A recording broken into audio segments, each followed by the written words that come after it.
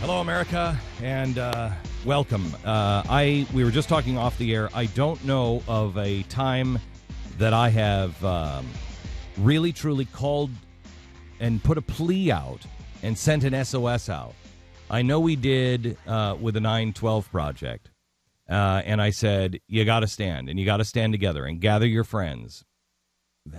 Other than that, I don't know of another time. I guess we were all kind of doing it when it came to health care.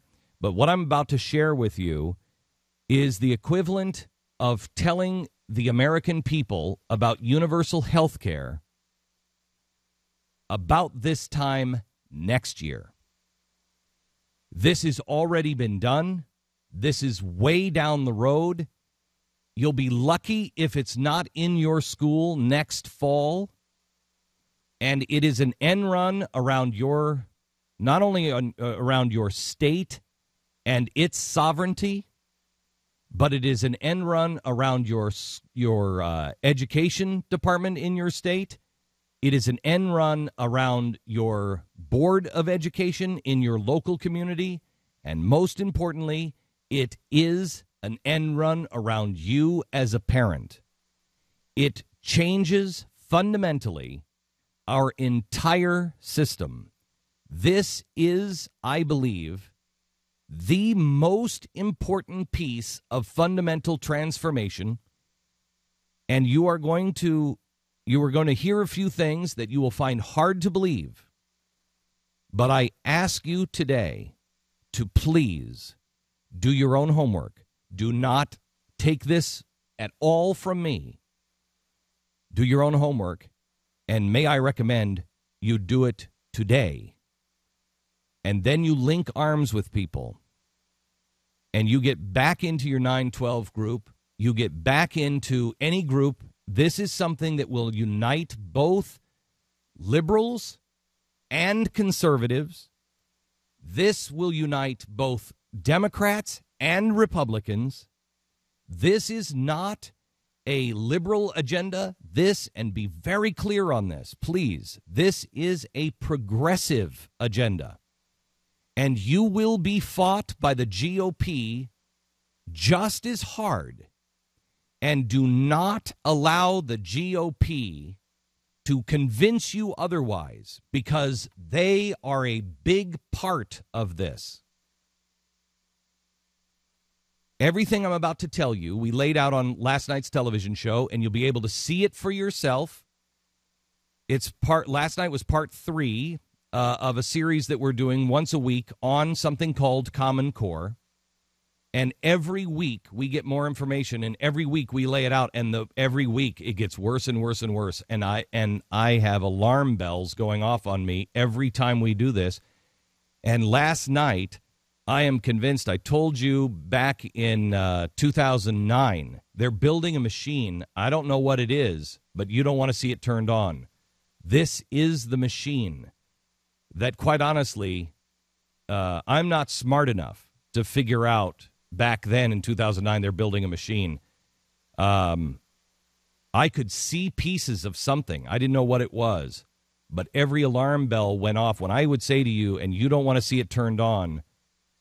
That came from, I believe, beyond me, the warning. The warning was so strong in me that this is diabolical and will absolutely destroy us. I've asked the experts, what other country is doing anything like this? The only one that's even close, and it's not in this ballpark, is China. There's no one else in this ballpark. Our children are the guinea pigs for the world. We will lead the way. And remember when I said we wouldn't be destroyed, we would be perverted? Profound darkness on this. When you go to approach, I just want to tell you these things up front, what you're getting into. You are going to be called a conspiracy theorist. Last night I had a guy on the show who thought I was a conspiracy theorist, never watched a show, just listened to everything, had voted for this president in the past, and so he had just dismissed me as a conspiracy theorist until he started doing his own homework on this. He was on the show last night saying, I thought you were a crazy man. This is exactly what it is. And he's a child psychologist, and he studies children. And he said this is beyond your wildest imagination. He was in the makeup chair, and last night he said to me before going on, he said, Glenn, this is worse than any Blade Runner sort of science fiction novel. You're going to be called a conspiracy theorist.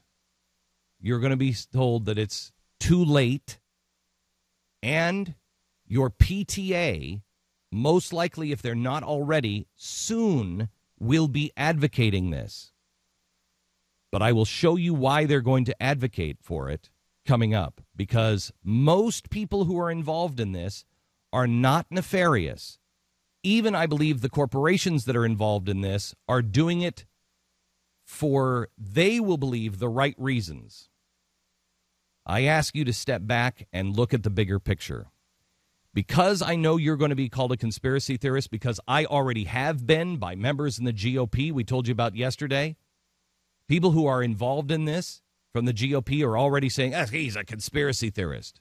They're supposedly on our side. That's why what I'm going to show you and share with you here in the next few minutes is only from government documents. What I'm going to lay out for you, none of it is opinion. It all comes from government documents, and all from either the stimulus package or from the Department of Education. But this is a hostile takeover, the final takeover, and the roots come from the stimulus package, although I believe George W. Bush started this ball rolling long ago in No Child Left Behind. And it really came from the idea of, you want this money, you're going to have to live by these standards. And that was what was in this stimulus package. When we warned states, don't take this money, you do not, I don't know what they're going to demand, but they're going to demand something from you. Well, it was here. And let me read right directly from the stimulus package. This is the summary of the stimulus package. H.R. 167, under Department of Education, education for the disadvantaged is what it says. And then it says, for additional amount for education for the disadvantaged, to carry out Title I of the Elementary and Secondary Education Act of 1965, $13 billion will be, count the zeros, $13 billion will be provided. $5 billion shall be available for targeted grants under Section 1125 of ESEA, provided further that $5 billion shall be available for education finance incentive grants. What this is talking about here is the money that is being available. And this is why John Conyers says, you read the bill, you didn't need an attorney a week, because you don't know how to put it all together. What that money then goes to, again, in the stimulus, 40 or 50 pages later, improving collection and use of data. The state will establish a longitudinal data system that includes elements described in Section 604E2D of the American Competes Act. So you have to look that up. But that's the key. If you want any money, you have to put together a data collection service. What is the data collection service? Well, this, I contend, is one of the reasons why we had the turtle tunnels and everything else that everybody talked about. Because it kept you away from things like this. $5 billion. Now, Arnie Duncan, the Secretary of Education, called this a historic opportunity. I call it bribery. Race to the top gave the federal government billions of dollars to dangle in front of the cash-starved states. And they dangled it and said, all you have to do is sign up for this program. You'll get the cash. And state after state signed. How many states are taking this? 45. 45. 5 now have backed out because they understood. Texas is one of them. But warning, Texas adopted another program almost exactly like it. and the GOP is protecting that program. And so you have to be extraordinarily careful because they'll just rename it. This is not a liberal agenda. This is not a conservative agenda. This is not Republican or Democrat. This is progressive. It is control. States signed up, and they had to develop data systems for collecting large amounts of information on public school children. And I mean large amounts. I have in front of me, this is from one company, just one of the companies that will be asking and collecting data on your kids. And in front of me, I have 50 or 61 pages of very small print of all of the information that they are going to be collecting on your children. 4 years now since the stimulus bill was passed, all 50 states have or are capable of maintaining extensive databases on public school students. 5 out of the 50 have opted out, but they still have the infrastructure in. These databases will track all kinds of personal data, including, but certainly not limited to, healthcare histories, income information, the religious affiliation of your family, voting family status, blood types, blood test result, homework completion, hair color, eye color, whether a child was premature or not, do they have any birthmarks, even bus stop arrival information. It goes deep, deep. If they have 44 data points, they can tell you an awful lot about, they can tell you just pretty much anything. These are hundreds of data points collected on your children for over 20 years. This is the groundwork for a national student database that will track your kids and their personal information from preschool until the stated end of 20. 1,073 pages of the stimulus bill, overseen by Van Jones and the Alliance Project. It was not about saving or creating jobs. It was a radical progressive agenda. It was all about control.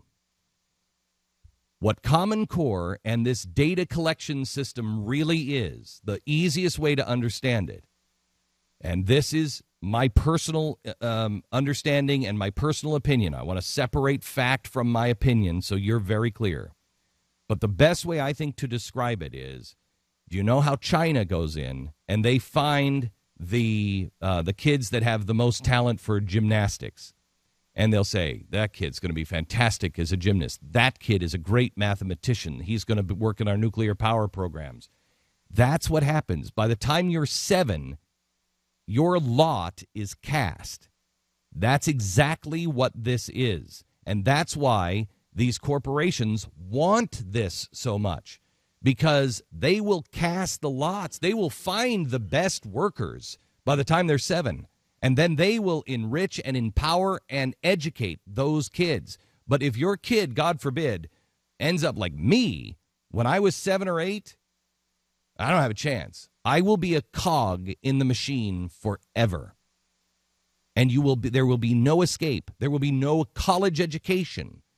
If your kid's not testing, if your kid wants to come out of school, this is why you can't just pull your kids out of this. You have to fight against it. Your kid will never get into college, ever, and we'll explain why.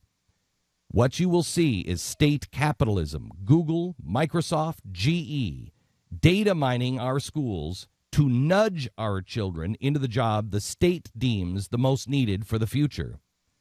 One of the strings attached with Race to the Top was Common Core. If you wanted the education cash, implementing Common Core was part of the deal. But who's funneling millions of dollars into Common Core? GE. GE, the chief of GE's philanthropy arm, gave $18 million. The chief of this said, the GE Foundation is going deep in this work and its commitment, listen carefully, to improve public education for all students listen carefully, is exactly what it's going to take to seed real and lasting change. Through bribery and coercion and through lies, your cash-strapped state was forced to sign on to Common Core, then was given the middle finger to privacy laws, and your kids are going to be poked and prodded like 1984, including fMRIs. I don't know if you've ever heard of one, but an fMRI is something that the legal system, they won't even accept an fMRI in a legal system, but they're going to be used on your children, including little wristbands to monitor everything about your child at all times. Facial expressions through little teeny cameras on your kids, monitoring the computers, monitoring their facial expressions. Chairs that are specially designed to monitor their posture. And they're saying this is all going to be data points that are all going to just make education so much easier because we're going to know exactly why, when they're listening, why they're listening. Oh, it is so insidious. It is far more than that. More in a second.